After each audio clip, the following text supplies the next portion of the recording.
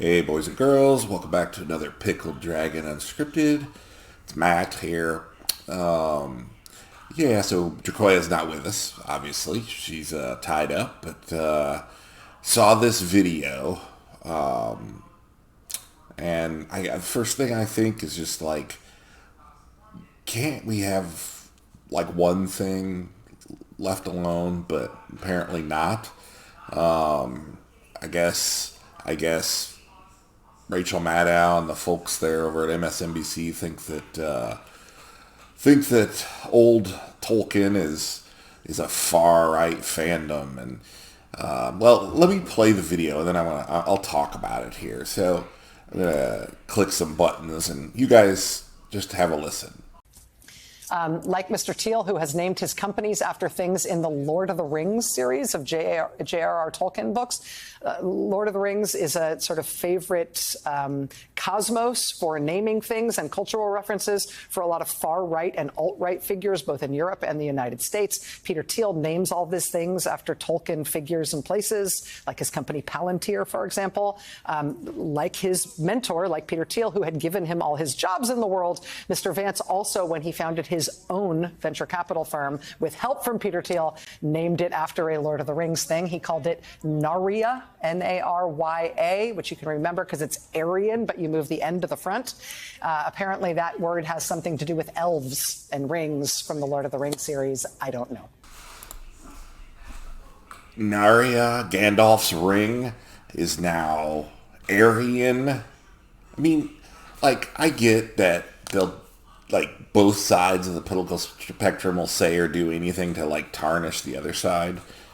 But, like, if this dude, whoever this dude is, if the worst thing in his life is that he's a Lord of the Rings fan, and so they got to latch on to something to tear him down. Oh, my God. Come on.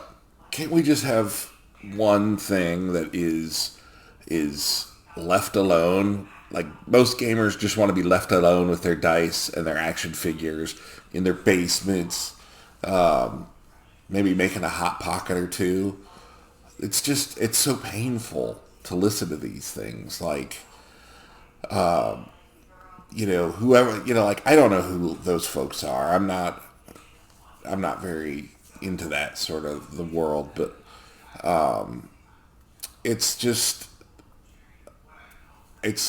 like you can't get away from this poison of political self-righteousness for 1 second. It has to, like, seep into everything that we do and enjoy and love.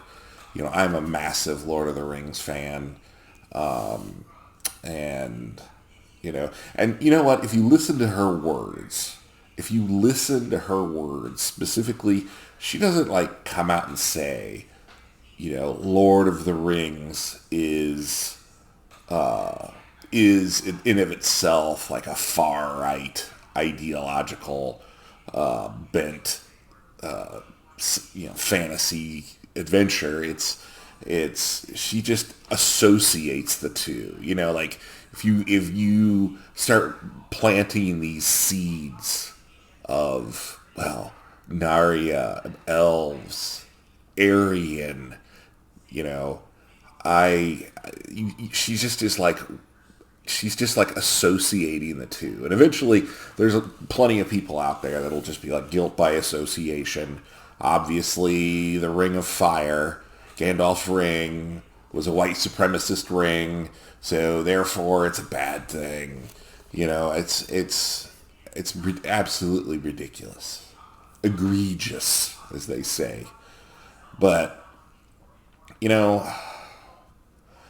Tolkien in 1938 very famously responded to the Nazis when they asked him, they were, doing their book burning thing, and, they inquired whether he was a Jew or not, and he had the greatest comeback to the Nazis of Germany when he said, unfortunately, I cannot claim lineage to that storied and amazing people, or something like that. I paraphrase.